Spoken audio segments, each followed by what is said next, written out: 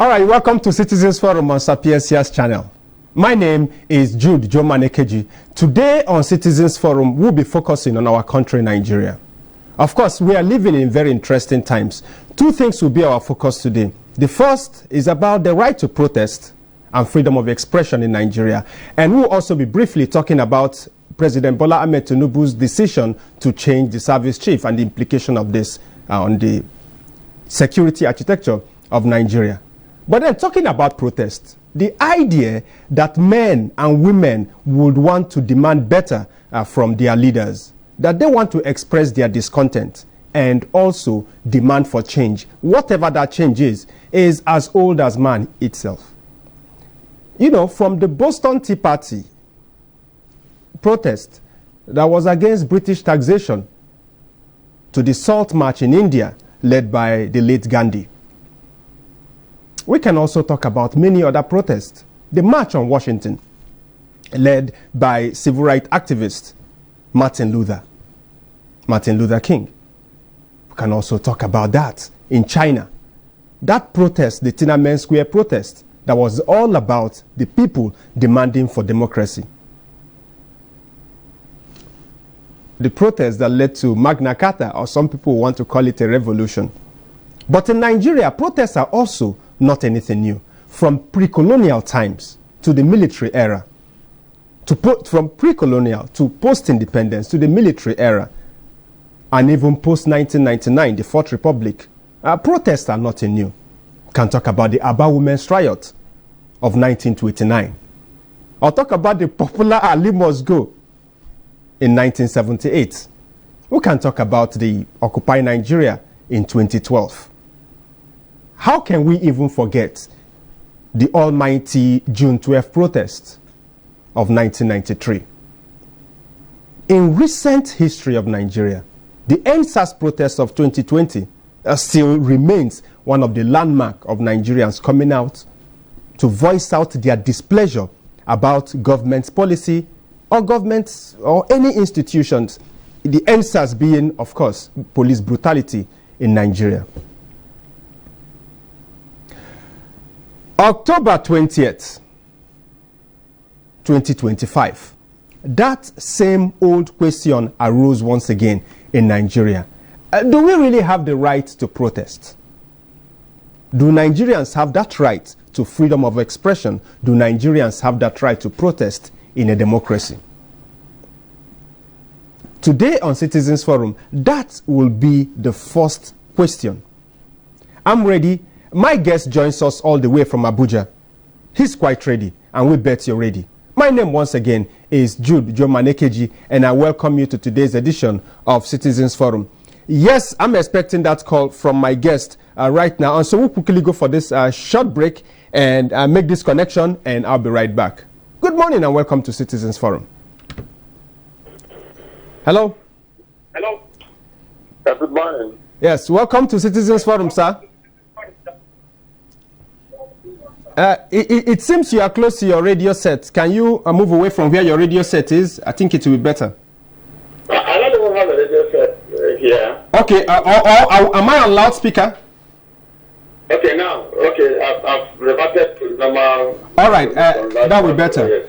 My guest today on Citizens Forum is, of course, Anambra's most outspoken lawyer on public issues. His name is Honorable Barrister Chugbo Enwezor. Of course, you remember him, a regular guest on Citizens Forum. Welcome to Citizens Forum, sir. Thank you, Jude Geoman. Okay. Thank you for having me. Yes, we live in very interesting times. And I'll just begin by asking you this question. Over the week, there was this controversy raised on many platforms in Nigeria that how come the group of Nigerians who benefited from protest, because if there is any template we do have in the Fourth Republic of what an opposition party should really be, the best opposition party we've had since the inception of the Fourth Republic, you must give it to the APC. They were the best. And we saw that play out to them also, the APC, also making history to become the first opposition party to unseat a sitting president in Nigeria. Occupy Nigeria was in 2012, and we can talk about other protests that the APC embarked upon. But criminalizing protests is something that people have accused the APC-led administration of doing. So today, let me ask you that question straightforward. Do Nigerians have the right to protest? Thank you, Jude Geoman, and good morning once again, our listeners. The answer is straightforward, and it is in the affirmative. Yes, Nigerians are entitled, they have the right to peaceful protest. You know, when you say protest, you know, I think you mean peaceful protest. Yes. Because when you engage in protest other than peaceful protest, also you might be infringing on the rights of other Nigerians. You know, and basically, Nigeria functions based on our constitution.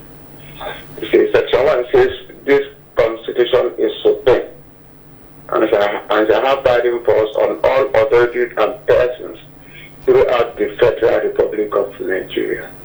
So, and before anyone takes up any office, he must first of all take oath of office and oath of allegiance to that constitution. And our constitution allows protest. If you look at chapter 4, you know, section 40, freedom of association, freedom of movement, freedom to hold views, freedom to impart such views, freedom of peaceful, of course, freedom of peaceful assembly. And inherent in the right to peacefully assemble is the right to also demonstrate your opinion, to hold opinion. You know, so these are entrenched in our constitution, and every government is bound to respect those freedoms. Freedom to peaceful assembly, but not now, and those freedoms are not absolute. So it depends. It must be exercised in recognition of the right of others to also hold their opinion within the law. So if you are saying that, like for example, you are engaging in a protest, you are entitled to do so. But there are those who might not share their views, who might not like to involve, because you have to coerce them to be part of your protest. Or you don't have to infringe on their property rights by destroying their properties, by taking away their properties under the guise of those sort of protests are not within the bounds of freedom. So to answer that question succinctly and clearly, there exists freedom to protest in Nigeria. And to add again, there was this colonial law, the Public Order Act, that says before anybody can engage in protest, you must seek police permission. That law has been struck down by the decision of court of in many cases. So to answer your question clearly, the citizens have the right to peaceful protest in Nigeria. Now, you are saying the Public Order Act is a colonial law, and you said it has been repealed by the courts in so many cases. But it still comes alive in Nigeria. In fact, this week, it also came alive with the police insisting that before people protest, because we saw the clampdowns of different groups, whether the NSAS Memorial Group or the Free Nnamdi Kanu group, we saw that clampdown. And once again, I say, in the Fourth Republic, we also heard that excuse from the police saying they did not get permission, or permission was not granted for them to protest. There was also a twist to this, where the police also insisted that certain areas were off limits for protest. How do you respond to this coming from the Nigerian police? My response is simple. You see, I took upon made allusion to the Public Order Act, which was a relic of colonial government, which has been struck down by our court. In this case of the Nnamdi Kanu protest by some Nigerians, led by Omoyele Sowore, I think what the police was saying, is that there was a violation of court order. The state police was not. I didn't hear police say that the permission was not taken from them. Was not sought or granted. But what I heard them repeat, like a mantra, was that the protesters violated an order of court not to protest within specific areas. Okay. You know, and my response to that is that is, because if you are guaranteed the rights to put up a compensation within Nigeria, those areas are not in Nigeria. So everybody say people are entitled to protest within specified area, maybe National Assembly. National Assembly should even be play. Should even be the arena for protest, because that's where the legislative power, the presidential function. But that is not to say that anybody should engage in destructive, not going to disrupt sittings, going to disrupt it, but to say that they shouldn't protest within specified area, I think, to my mind, that is wrong. And it is not supported by our constitution. Because, as long as, insofar as the protest is peaceful, not disrupting any activity either by government officials or by citizens interfering. All these allusions to a court order, and even if it is not also my position that even if the court order was violated, it is not within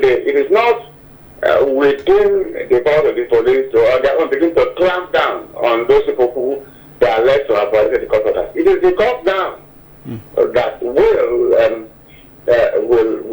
after the necessary process has been filed for the court for contempt against, because when you violate the court order, it will be deemed that you have committed contempt of court, contempt ex parte curia, contempt outside the face of the court. So there ought to be an application by those people who step out the court order and not in the first place that this ABC and those people have violated the court order. The court will now make the directive that they be arrested to answer to contempt proceedings before the court. So it's not within the power of the police to preemptively on their own, so much on their own, begin to arrest people for violating and charging them for violating court order.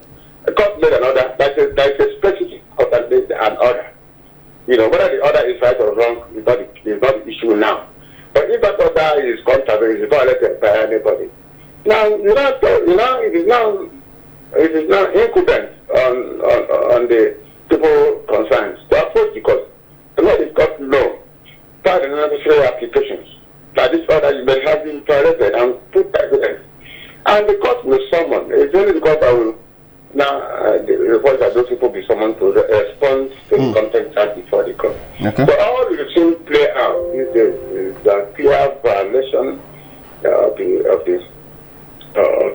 Constitution, clear violation of the right of the people to peaceful protest, because there's nothing to show that the people that were involved in that protest disrupted anything, coerced anybody, or molested, or harassed, or maimed anybody. Since those elements are absent, then there is no reason why there will be an attempt to clamp down on the protester Jude Geoman. All right. Now, we have read so many things and heard so many things.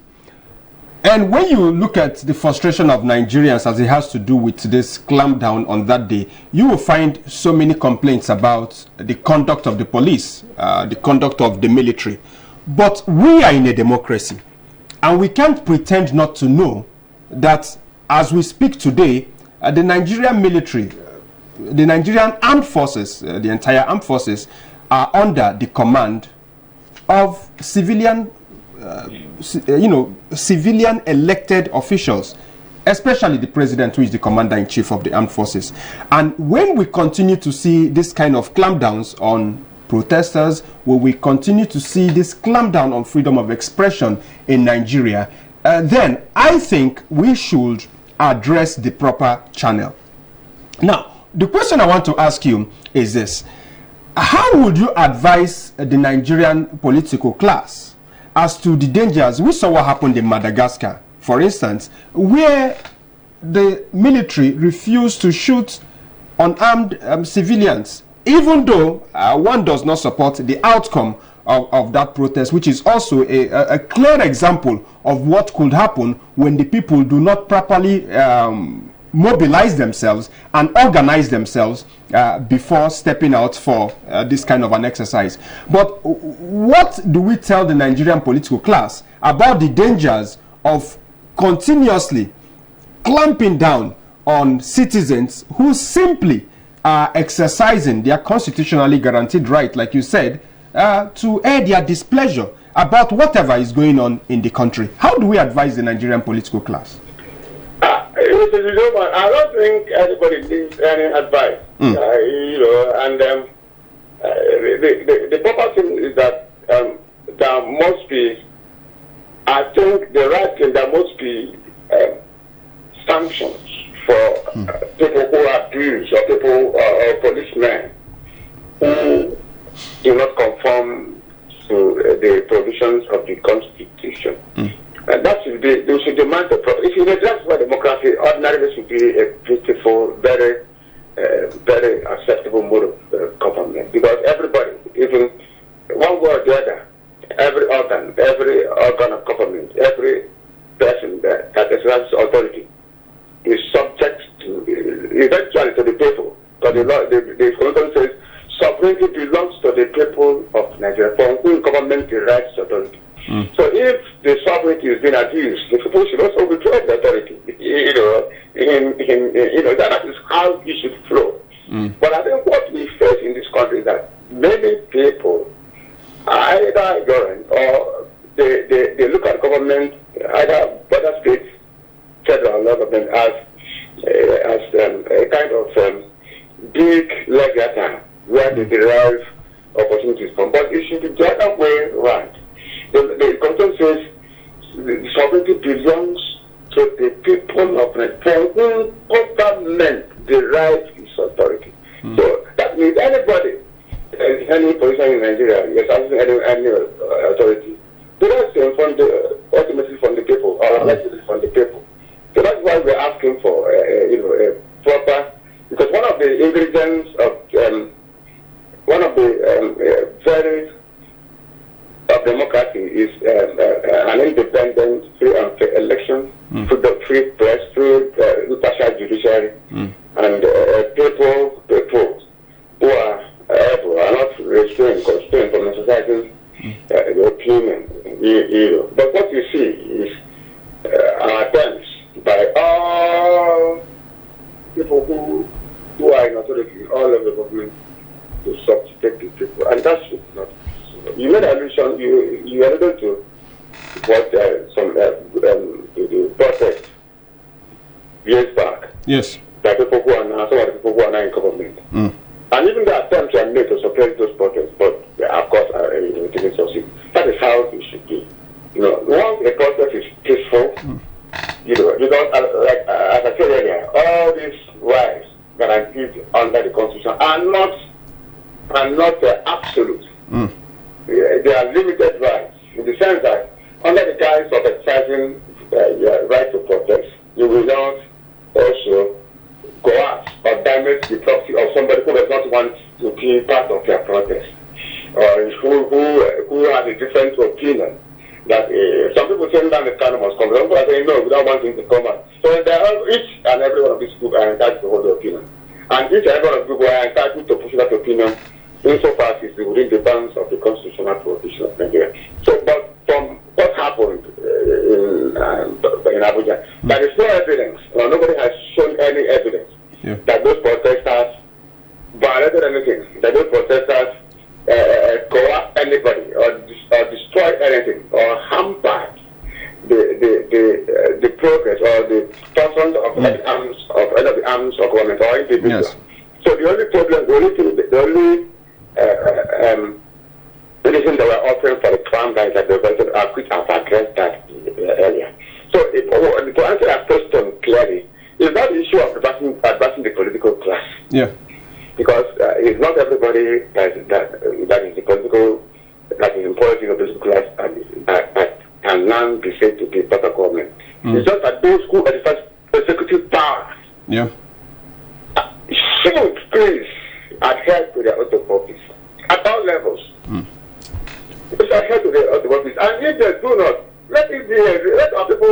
will never know. That is the main reason why it's not even return them to continue to exercise abysmal authority. Don't continue to exercise authorities that are not in tandem with the provisions of the Constitution. Yeah. These are rights that belong to the people. You know. So, for instance, the elections will be coming on in a few weeks. If it is shown that anybody who is in a position of looking forward is under power contrary to the provisions of the Constitution, it's under power in an oppressive manner, the right of the people of people. But this is their right, because this is their time for them. This is what the Constitution emphasizes. You know, so these are sanctions, inbuilt sanctions in the Constitution of Nigeria. That people ultimately, the right, the power resides with the people of Nigeria. You know, so they must learn to exercise that power in protection of the freedom of their freedom guaranteed under the Constitution of Nigeria. All right. Before I let you go, let's talk about the changes President Bola Ahmed Tinubu made in the hierarchy of the service chiefs. The announcement is this is in a bid to strengthen the security architecture in Nigeria. But then, when you read through the papers, when you go on social media, a lot of Nigerians have linked this to the recent coup scare. The military itself is not coming up with much information about that, and so all of that is in the realm of our speculation. But what we do know for sure is we have new service chief. The new Chief of Defense Staff is Lieutenant General Olufemi Oloyede. The new Chief of Army Staff is Major General W. Shuaibu. The Chief of Naval Staff is Rear Admiral I. Abbas. And the Chief of Air Staff is Air Vice Marshal S.K. Aneke. So, officially, we have new service chiefs. They, as the President has declared, this begins immediately. So, they've hit the ground running in military fashion. What can you say about this and the impact of this on national security, which we must admit is at an all-time low? We have not seen any impact already. They have just been appointed by the President, I think yesterday. All right. So no impact yet. We are waiting to feel the impact. Like you observed in your earlier statement. The President is the commander-in-chief. They are commanders, but he's the commander-in-chief. He's the chief commander of the armed forces of the Federal Republic of Nigeria. And inherent in that pronouncement, in that statement, is his power, is his right to change the service chiefs. He's entitled to do so, and he has, for whatever reasons,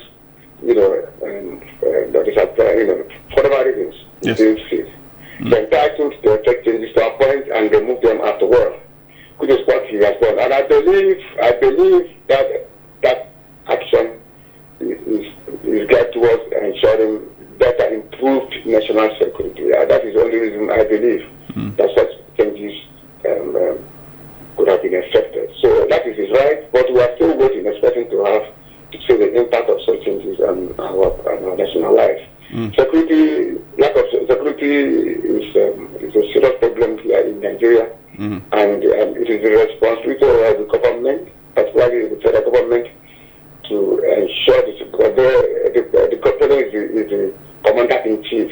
He controls all the armed forces of Nigeria. They all answer to him. Which is why the Constitution gives him the power to appoint them, and also, if in his own opinion, if he thinks that things are not going the way he desires, to also change them without any whimper from anybody, which is what he has done. And of course, like I said earlier, we are waiting to see the impact. We are still yearning for a country where we can move fully without being kidnapped, without being beheaded, without being molested all over in Nigeria, where our borders are protected, where all people that practice their religion are not molested, are not hindered. Now, of course, you are aware that the U.S. are planning to put Nigeria in the fiscal concern, and if that is done, you know how that will impact on the country. So, and the reason for trying to do that is that There is what existence of is it not pogrom? What is it called? Genocide. Christian genocide against Christians in Nigeria. You know, and if that is done, so if Nigeria is a country where security is near, so there's no way, you know, it's guaranteed, in absolute terms. There would be need for such applications in the United States of America. There would be need for us to be struggling to, you know, to bring that back, to show that the reason for the reason the U.S. is abusing, you know, for that is not applicable to Nigeria, and so on and so forth. So the position is that the president is entitled to do what he did. He has the right to do what he did. But we are all watching to see how that will bring the desired change in our national security. And what is interesting in his action is that, you know, he also tried, or in fact complied with the provisions of 14.3 of the Constitution by reflecting national character in that appointment. Yes. You know, of course, reflecting the national character in ensuring that each political zone in Nigeria, you know, is represented in that character, unlike what you had before the advent of President Tinubu administration, unlike the situation. You know, so far we are also to follow our hands and see how that will impact on our security, you know, on the security of Nigeria and all of us. All right, I thank you so much, Honorable Barrister Chugbo Enwezor, for taking time all the way from Abuja to connect to us and have this conversation today. God bless you. Thank you very much. It's my pleasure, Jude Geoman. All right. Okay, of course, that has been my guest today on Citizens Forum, Honorable Barrister Chugbo Enwezor, talking about the issues we highlighted today. On the one hand, it's about the right of Nigerians to protest and that freedom of expression in Nigeria.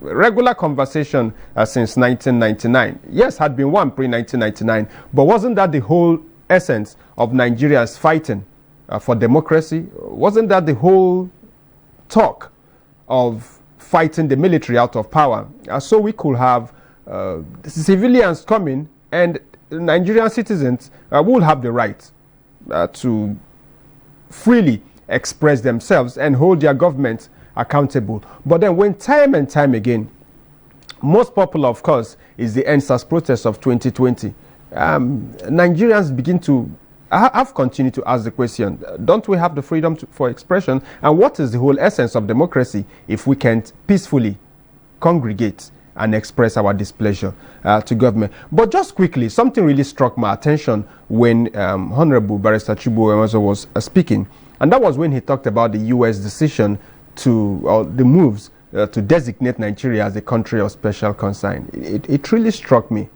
where we are as a country. And these are the things that should really bother us. That in 2025, Nigeria cannot manufacture arms for her soldiers. 2025.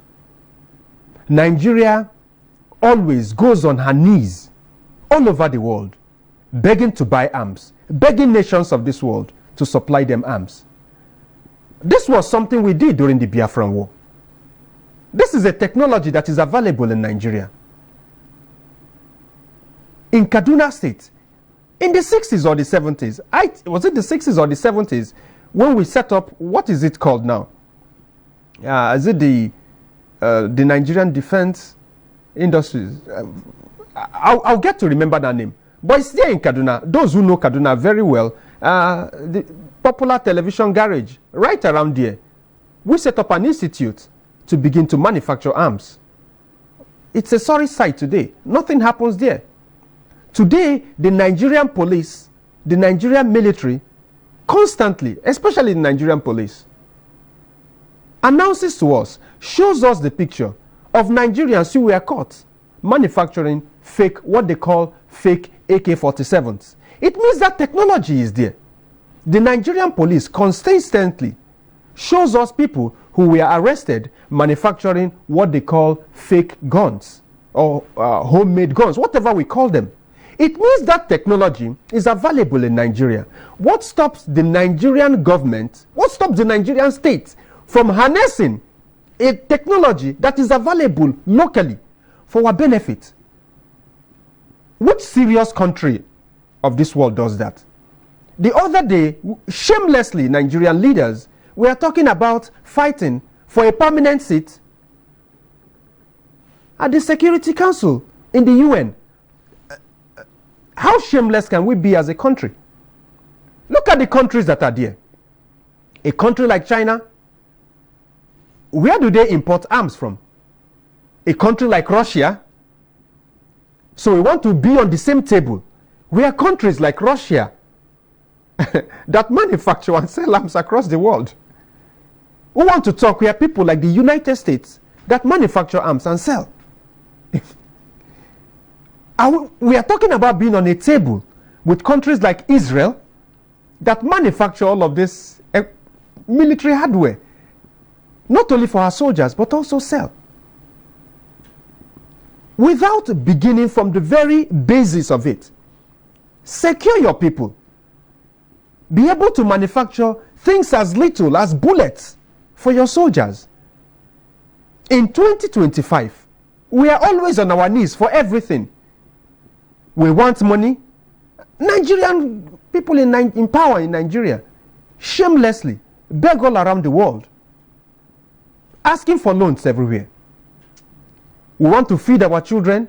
Even Ukraine that is in war, we accept grains from them. Charity grains from Ukraine that has been at war for how long? In peacetime Nigeria. Some things should not be discussed in Nigeria in 2025. All right, 090-359-44777, 090-359-44777, and 080-6313-0020, 080-6313-0020. These are the numbers to call. My name remains Jude Geoman Ekeji. This is Citizens Forum on Sapientia's channel. Hello.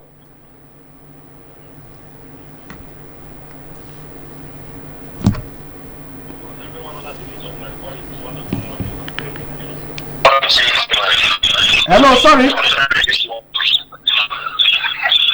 Hello. You are close to your radio set. Move away from there and then go ahead. All right, I've done that. All right. What I wanted to say is that, properly introduce yourself, sir. Yeah, I said my name is Oluchi Chim, and I'm calling from Trade this wonderful morning. All right, go ahead. You've said it, although I didn't follow up when the started because I joined the but from what I grab and from your summary, when you are summarizing the topic, I can tell you that. Very sorry, you didn't follow the program. Our conversation today is around two things. The first one, the right to protest and freedom of expression in Nigeria. It also came to the fore this week on the 20th of October 2025, where we saw a clampdown on protesters, those who were protesting the show-related protests, and also those who were protesting or those who were having, I don't know what to call that, but in memorial of the NSAS protest of 2020. We saw a clampdown of these people. And the other one we also talked about, the new service chiefs, and simply trying to talk about the implication of this for national security, because like I said on the program, what we must admit to ourselves is that security is at an all-time low in Nigeria. Hello. Good morning, my brother. Yes, welcome, sir. My name is Ekeji. I'm calling from here in Delta State. All right, welcome. I just want to thank you for what you have been saying this morning about Nigeria. You are using a very good adjective to qualify Nigeria with other countries. Thank you. The next time. All right. Maybe I'm not a very good English student, but honestly, I'm at a loss for the adjective. But then thank you for calling in. Hello. Hello, good morning, Geoman. Yes, welcome, sir. All right, my name is Jude Geoman Ekeji. I'm calling from Fege. All right, welcome to the program, Mr. Chukwu. All right, thank you. Sometimes discussing Nigerian issue makes on board. Protest used to be fruitful when it was during the time of PDP era. But this present government, they do not protest. It's a funny thing that people who were at the head of protest those days, remember 2012 when they increased the fuel price, everywhere was on fire, including the present government now, but against it. But now, if you protest against the government, you're in trouble. So I don't know what to say in Nigeria anymore. Talking about the production of arms in Nigeria, it's a very simple thing. So you made mention of it during the Biafran war that the arms were produced here. It's only on the Biafran side that they produce arms. Nigerian side, they are supplied with arms from other foreign aid. It's a funny thing. It can be linked into the issue of production of fuel. The Nigerian Navy and the other military go burning down what they call fake refinery. Why not groom them, nurture them, to tell them on how to make it perfect or professional, so that it will be a good or professional refinery. They go in burning the refinery, destroying it, then still travel out to go and import fuel. It's not a funny scenario. Honestly, Nigerian issues sometimes this on board. Thank you, my brother.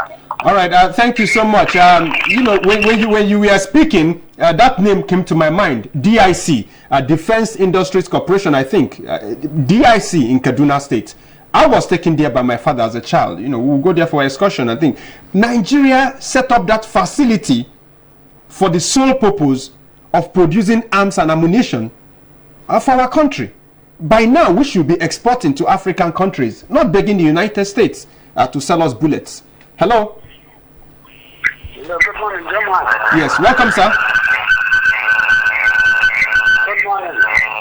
Welcome, sir.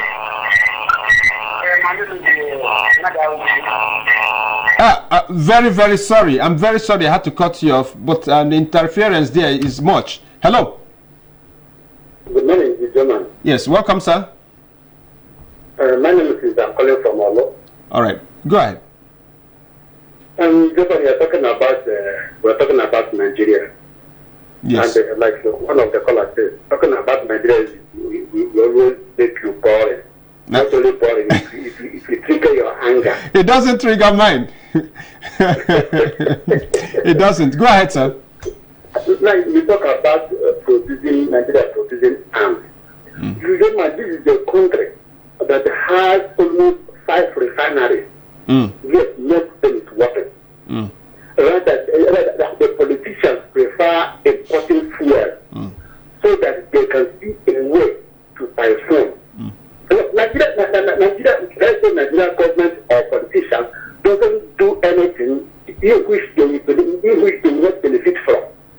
And if you will remember, the former Chief of Army Staff, Buratai, when he was Chief of Army Staff during the time of Buhari, remember Buhari pulled $1 million from the national coffers and kept to him to buy weapons. Now, during the end of their time, how would I call it? The national security advisor then said that he didn't see there's no weapon and there's no money. Now, instead of questioning Buratai, the money, $1 million given you to buy arms, where it is. Rather, he was giving an ambassador to one country. So this is the type of thing we want in this country. We don't want to produce anything because we know that if we produce, there will be no avenue for the police to typhoon. So they like important so that they will see an avenue to typhoon money. You understand? So that is why there's nothing, absolutely nothing we are producing in this country. Because our politicians, they know that if we produce, they're not going to typhoon. They talk about the protest. This government in power now, during the time of Buhari and all of them, nobody knows what they did in 2012. But today, that same government the social media, you dare not criticize the government. It becomes a crime. And they have made a law against it that if you bring a government, if you say anything, if you criticize the government constructively, they're going to arrest you in the name of your bring the government. So we are in a mess in this country. This is the way you say. The nation in Nigeria tries to sit in the table with Japan, with China, with Russia, with the USA, with the Britain. Come on. It doesn't happen that way. Thank you. All right, thank you very much. Maybe they want to sit on those seats so that they can have direct access to beg for loans. Because honestly, no matter what anybody says, Nigeria needs to do her homework. Should we be? Yes, we should be. In fact, we should be. But have we done the homework to be qualified to be there? No. The answer is a clear no. But then I think we're going to have all of this as a separate conversation someday. Our conversation today continues to be Nigerians and the right to protest, and also the new service chiefs. Hello. Hello, Jude Geoman. Yes. Welcome to the program. I am Shimisu calling from Awada. Okay. Welcome. Thank you. So, based on the topic of discussion today, from what we learned in school, as a citizen, as a Nigerian, we have right for peaceful protest. But I don't get it these days that someone or group of people will come out to protest peacefully. Police or security agents will come and obstruct the protest or cause one problem or the other. I could remember in those days when we were in the uni, there was a time the school fees was increased and the student union government, they have to come together and we concluded that we are going to protest. But it should be a very calm something. It shouldn't be violent something or something of that nature. Yes. But do you believe it that they took the school management, they send the school security agents to come and stop us? From there, the protest becomes something else. That the school even has to shut down, as in go on a break. Later they say that we are going to pay social amount for what we destroy. But the students started the protest being a just peaceful one, that the money the increment in the school fees is too much. And that's exactly what is happening even in our national government. Which means we don't have anything democracy in this country, because it was not democracy. Say is if there is anything that you didn't find fancy or that is not good, you didn't take, and you know that it's supposed to be your right, you have that right to protest. That no. This thing, I can't take it this way, but do it peacefully. That's why it's called peaceful protest. But the government will want to stop it or want to. I heard that some of them that did that NSAS protest, that some of them are still in prison now. So we hear. My God, may God help us in this country. It's not supposed to be so. It's not supposed to be so. For me, we are not practicing democracy. This one is the autocracy or whatever they can name it. God have mercy on us in this country.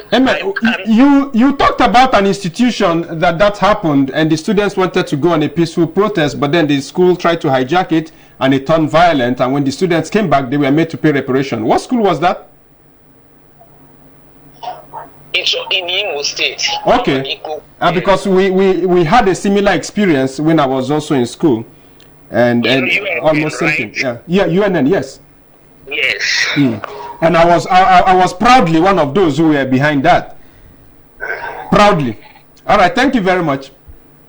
You're welcome, my brother. All right, God bless you. All right, still Citizens Forum on Sapientia's channel. Hello. Hello. I am Osta from Turkey. Okay, you're welcome, Osta. Yeah. Yes, too many people have said their opinion. Yes, in as much as we have our right for good protest. Not arguable. But let us not forget the fact that the whole thing started from how the government being run.